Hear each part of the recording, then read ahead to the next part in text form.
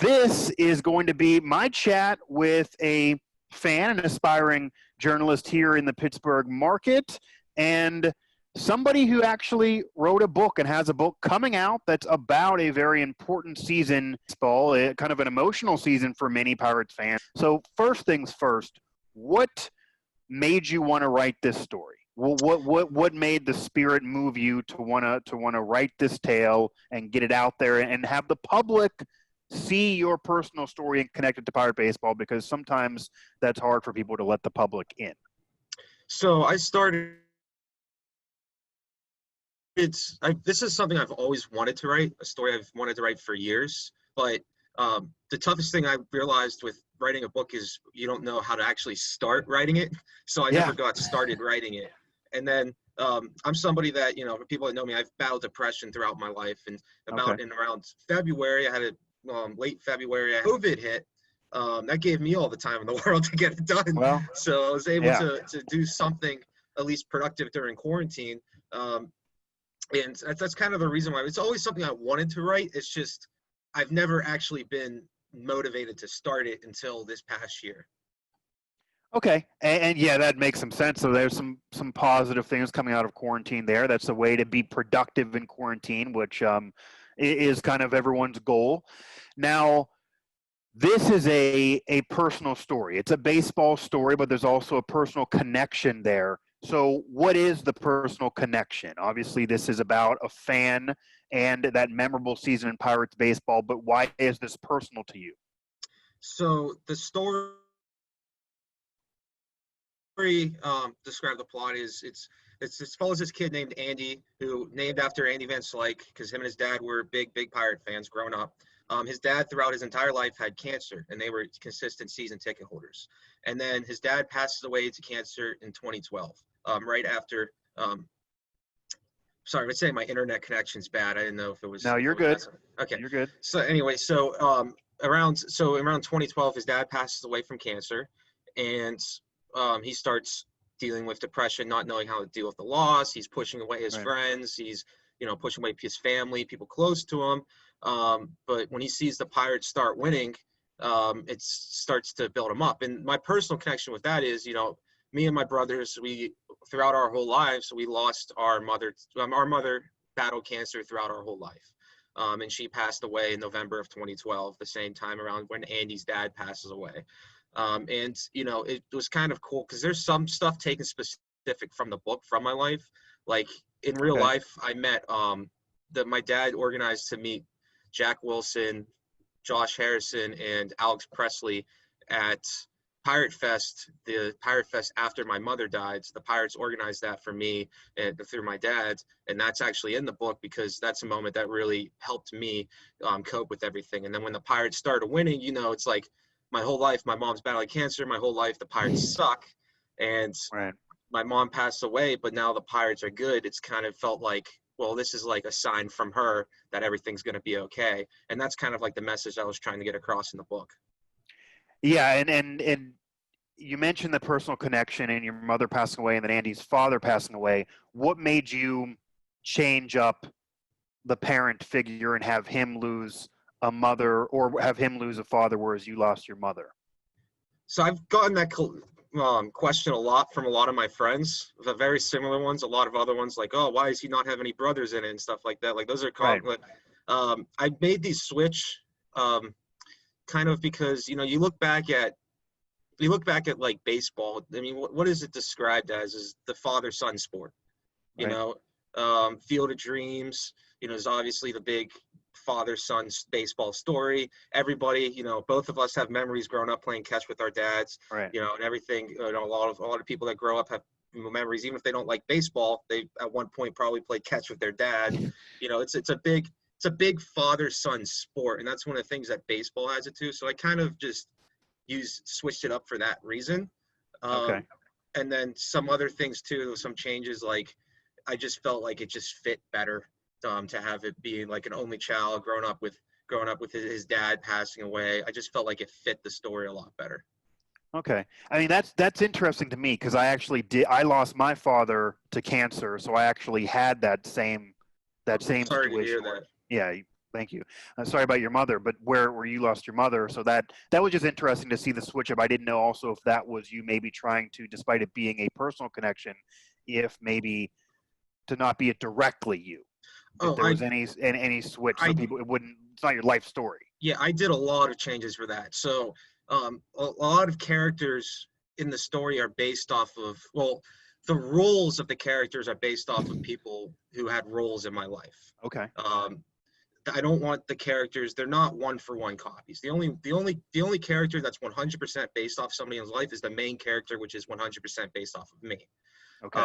Other than that, all the roles are the same. He has 3 friends that are close to him that he fights with. I had 3 friends. That's also kind of my brothers too are in there, He has a significant other, that was the role there too. He has another friend that's going through a similar situation. All that are roles that people there, family, all those are roles, but not a single one of them is a clone of the real person in my life. They're just the same role, if that kind of makes sense. Yeah, I get that.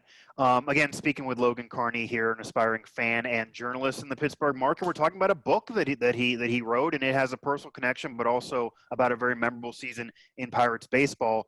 Now, is this a story that? And I read a little bit of it, but I haven't gone all the way through here on the pre-release edited copy that you sent me. Is this a story that takes more of a baseball term? Would you say it's more of a baseball story, or more maybe of a feel-good relationship and loss story where somebody who's not even a sports fan may still be able to relate to the story, or is this more for the sports fan? I think it could fit both, but I think it does go more with the relationship. It's more of a coming-of-age type story. Okay. The baseball season doesn't even start till about chapter 18-ish is when the 2013 starts. Yeah, so it's the first half of the book's the off season.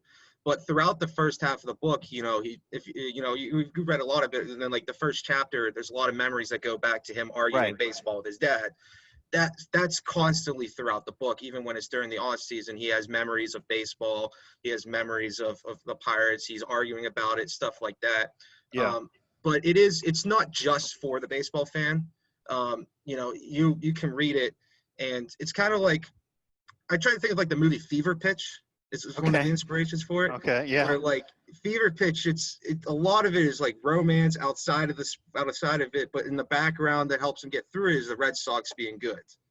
In this story, the real story is him trying to cope with the loss of his dad. But one of the ways he does that, especially when you get to the end, especially when you get towards the end, the big way that he does that is when the Pirates start getting good, because this was the team that he had the connection with his dad. So it's not, I wouldn't say it's 100% a sports story, but I don't think a baseball fan would. I think a baseball fan would like it. I think a Pirate fan would like it, because I think the Pirate fan in all of us has a little bit of a similar connection with that 2013 team.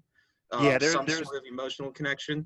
Right. Yeah, that 2013 team does bring up a lot of emotions for a lot of people, and that connected into the book. And you even have in the beginning of the book, I kind of related to those conversations, and you grew up watching Pirates baseball and as a child, and they're not good. And I was born a little bit before the early 90s run, but I don't really remember it as well. And most of my childhood is this team being horrible and being under 500 consistently, and a glimmer of hope in 97, but not really that much, and then still being bad. But then you hear from your dad and grandfather and others how good they were in the past, and what the memories were in the past, and how that era of Pirates baseball in the 60s and 70s is the successful history of Pirates baseball. And this is just different than the norm. Whereas a kid growing up in the 90s, you can't even imagine the Pirates being a World Series champion, let alone getting in a playoff run or even being above 500. So that was a lot, certainly in the beginning of the book, that I definitely could relate to. Now, what about for you personally did that season do for you? The 2013 season, we talk about the emotions there, and there are a lot of emotions for Pirate fans, or really people that were just living in Pittsburgh at the time, because that was a season where they got in the playoffs. They had an above 500 record. They stopped the streak, which is the longest in professional sports of the 20 years, and you saw how much the fan base galvanized around that when there were many questions about whether this fan base was supporting enough or not prior to that. And it just was a swarm, and you have the Cueto game and the wild card game, and that intensity, honestly, it was a World Series intensity. You're probably never going to see that again. Even future playoff years for the Pirates, it's not going to be duplicating of that season. There is nothing that will bring that season back based on what was prior.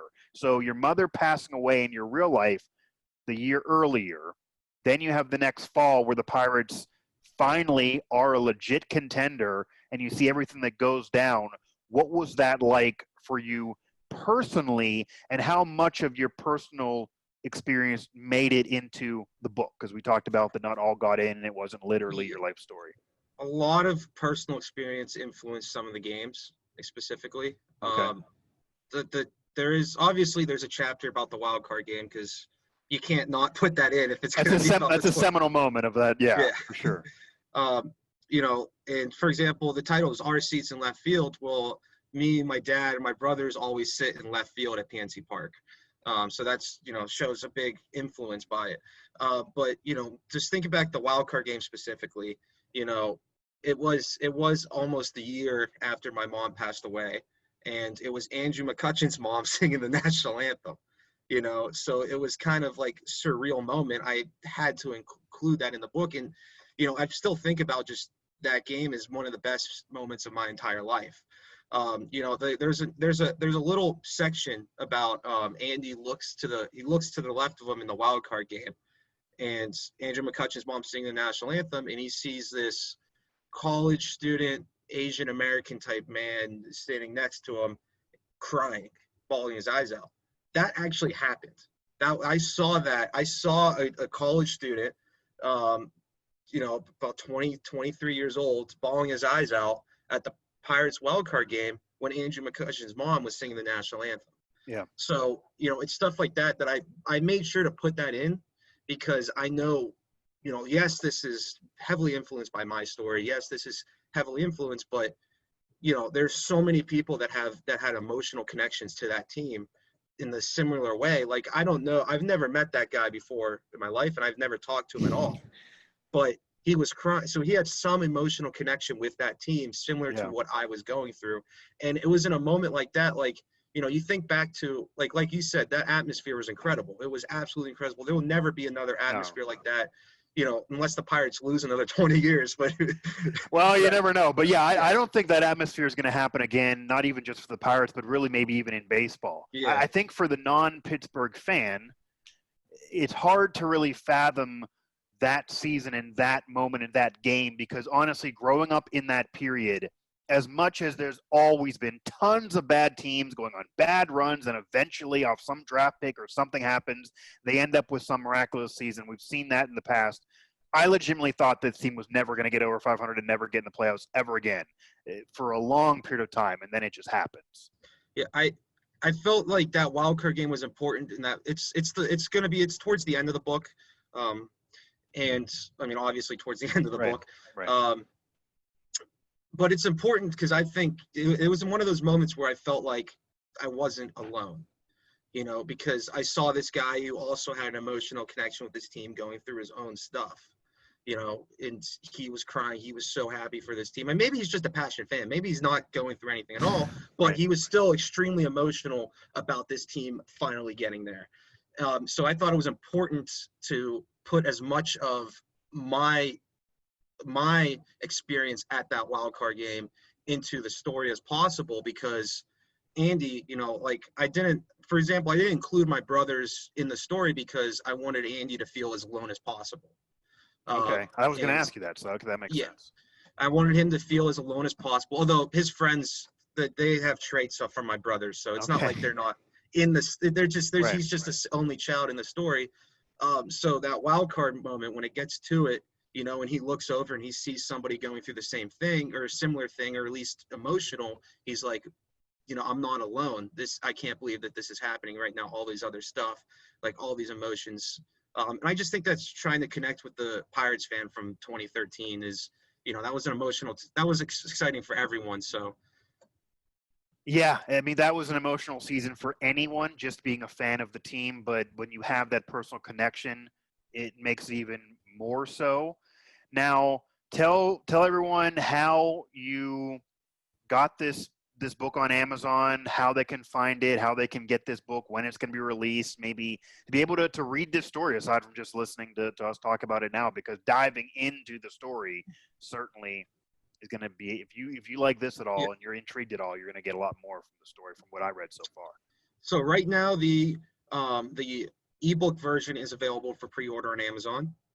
It's going to be $19.99, and the paperback will be available I'm sure by the time this airs, so it'll probably be available, a couple days after this interview. And it'll also be $19.99 for pre-order. I was talking with a couple publishers, but ultimately I wanted it to I'm not real concerned about, the money side of this story. I just wanted to share the story. I mean, obviously make money. I'm not going to say no to that, but right. No, it's a tough life out there, man. Yeah. Tough in these streets. You did the work. You deserve some bucks out of it for sure. But I just wanted to get the story out there, and publishers, it can take months to do that. And I saw there hasn't been baseball yet, and the start of the baseball season just so happens to be a couple weeks after when I actually finished the book. So maybe I should take advantage of it and self-publish it and release it. And Amazon, it's extremely easy. Like, I was shocked at how easy it was to publish it. It took me like 2 seconds to get everything on Amazon. Like, it was so easy. I found a buddy of mine, Gage McCall, give him a shout out, who designed the cover for me. All I had to do was upload the cover, upload the manuscript, select the date and the price, and it was out there. So it was actually really easy, and it doesn't cost anything either. I just get a smaller commission. It's paid to order. So that's why I chose Amazon and self-publishing. I wanted to get it out to coincide with opening day, because I figured that'd kind of be cool to be able to do. Yeah, was there an influence of rushing it, like we've seen with a lot of content, a lot of creative content in the world, people trying to rush to get things out because of the quarantine, or maybe delaying it, but was that it had an impact, the quarantine had an impact of trying to get it out there now? Yeah, so I rushed, not because of quarantine. I actually rushed because I was going on vacation. I didn't want to work on a vacation. So I rushed before vacation to get it done. Yeah, vacation got to mean time off, not writing a book, yeah. But I did rush. I'm not going to sit here and say I didn't nag and rush the people that are editing my book and stuff like that, in terms of being able to get it done on the 24th. I mean, it's the 24th, so it's still like 2 weeks. So I wouldn't really say rush, but yeah, I would say the vacation had more impact on me rushing to get it than the quarantine did. The quarantine was kind of helpful. It gave me a lot of free time to be able to do it, if I'm being honest. Well, I'm definitely intrigued. I'm definitely looking forward to reading more here of Our Seats in Left Field. That also is a special section of seats for Pirate fans, the left field bleachers. I mean, that's kind of an area where the most obsessed Pirate fan kind of place themselves during that time. That's a place anybody can go. Doesn't matter your finances. So that's a special area. And Our Seats in Left Field, I'm sure, can connect to a lot of just Pirate fan, but then you add your personal touch. I know I'm interested in reading more. I'm sure people out there are looking forward to reading more. Now, to close things out here, that was 2013, even though it was an emotional time in your life personally and for the character Andy of the book. It was a memorable time and a great time for the Pirate franchise and for Pirates baseball. Not so much now. Maybe there's semblance of pulling something together because it's a reduced season. I mean, MLB Network snubbing the Pirates, so this is not necessarily the best of times for the Pirates franchise when you're seeing what's going on with Garrett Cole and the historic season he had last year with the Astros, and now that contract he has with the Yankees. And even McCutchen's resurgence a little bit, at least of his personality on Twitter. That's a follow I would recommend. McCutchen might have the best follow out there in terms of athletes.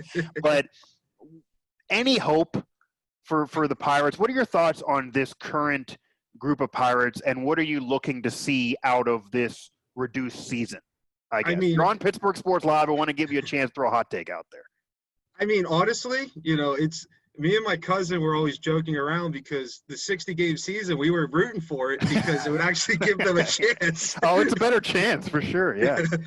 We were kind of hoping that they would agree to a deal with the expanded playoffs too, because then they would be able to say like, okay, so now you just have to finish top 50% in the first 60 games. Like that's doable. Yeah. The team's not. They're by no means a contender. I still can't believe MLB didn't put their schedule up. I think that's absolutely hilarious. It's almost I know people are in their feelings, but I almost find it funny. I can't enjoy it. I can't not enjoy it. I think it's hilarious. I think it's so funny.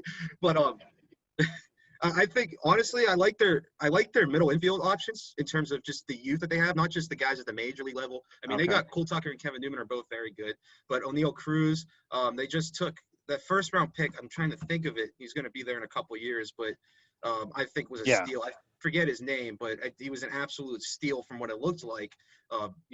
Big power, big batting average. So I do like the future of at least their middle infield options. Right. In terms of right now, it's going to be, 2-3 years. I mean, 2 is being generous. It's going to be 3-4 years before their contention again. But I do like that, and I like the new team they brought in. I was a fan of. I mean, I was a homer. I was a fan of Huntington and them, mainly because of what they did to bring baseball back. Right. But Huntington and Hurdle and Coonley, obviously their time was up. I mean, they didn't adapt well enough to the game.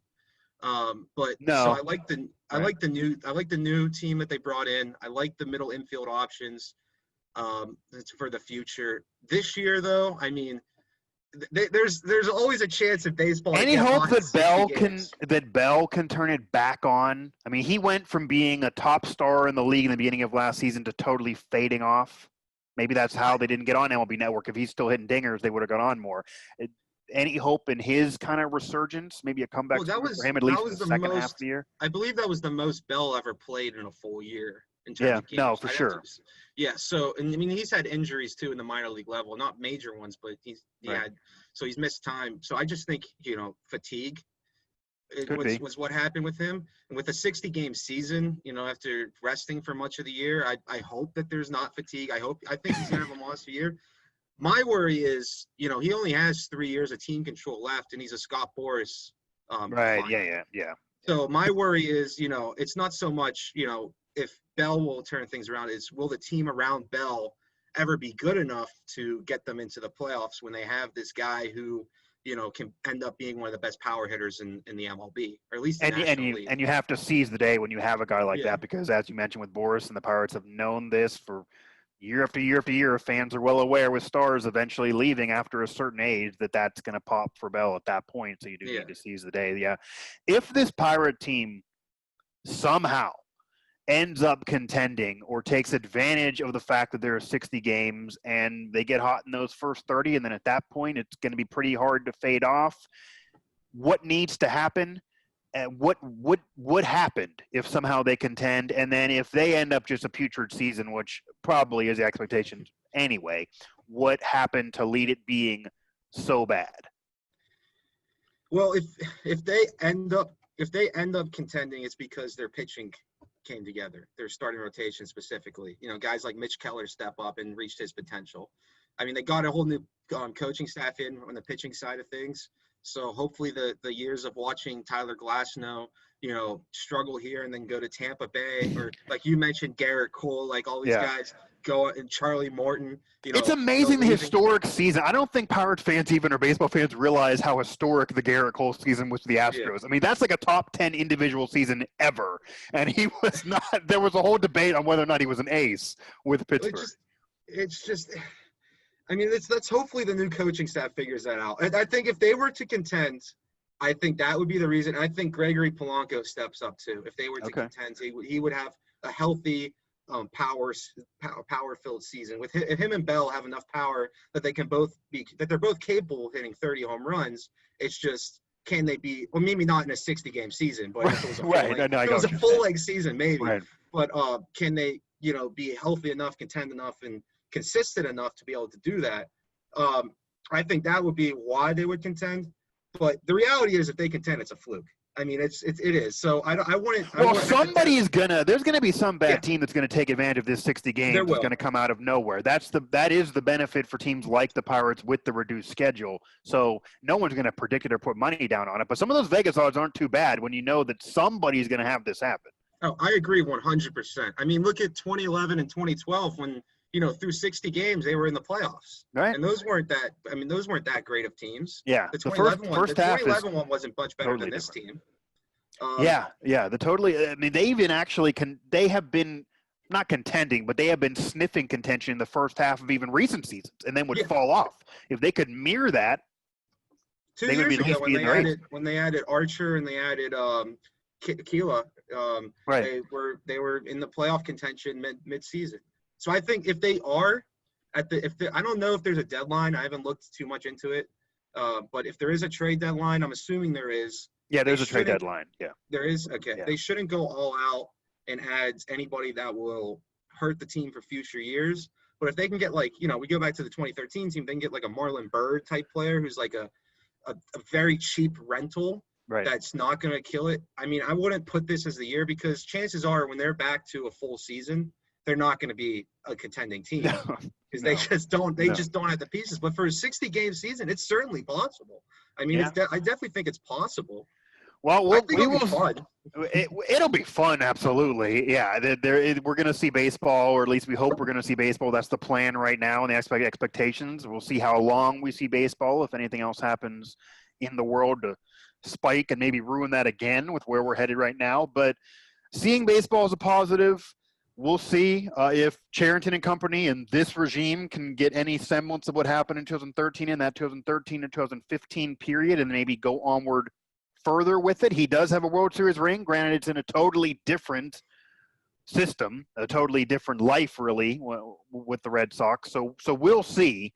But regardless to what happens in the future, in the present or future with the Pirates, Pirate fans have 2013. Pirate fans have 2013. They have that period of time. Many fans around our age never thought they would even have that period, never even thought they would have that year, and that's a real thing. I really never did. I was borderline jumping off the bandwagon right before that, so that brought some fans back at one point, and they may have lost some fans in the last few years or kind of the breakup of that team and then no longer contending and now the old regime being gone. Maybe something can help bring those group of fans that got there in 2013 and then left back again, and we'll see if there's any other personal connections. But Logan, I definitely appreciate you jumping on. It definitely was something that I thought would be great to segue into our baseball coverage. You're adding it to PSL, and just the personal story that you told in the book, similar to your own personal. It is your personal story, connection to your personal story of the character Andy and what he went through in the book, and then connections to my personal story.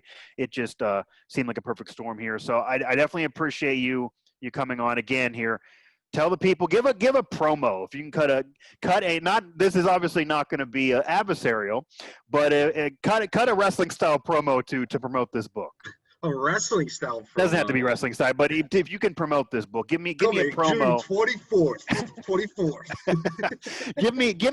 give me a promotion for this book for people to kind of get something out of it, but why they should read this.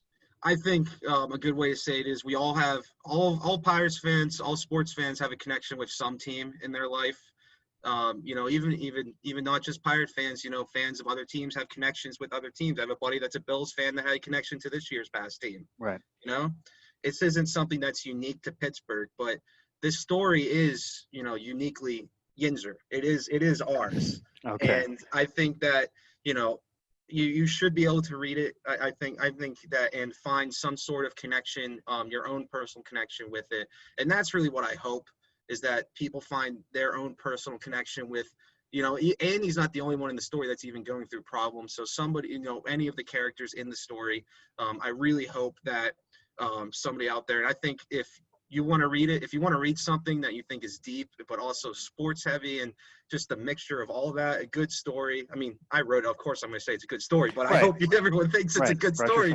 Then I would read this. I'm really excited to hear feedback and see what this book's. I'm just extremely excited to share it and see if anybody else feels comfortable sharing their own personal connections with that 2013 team or even any other sports team that throughout their life, because we all have one. Yeah, I think that's what you're going to get out of it too, even for the non-Pittsburgh fan, that it's relatable. It might not be the Pirates 2013 season, but there's a season like that for a lot of fans out there, and they can kind of connect it to their own personal story. So again, Logan Carney, he's an inspiring journalist in the market there. He's a fan of these teams, and he had that personal connection to that 2013 Pirates team.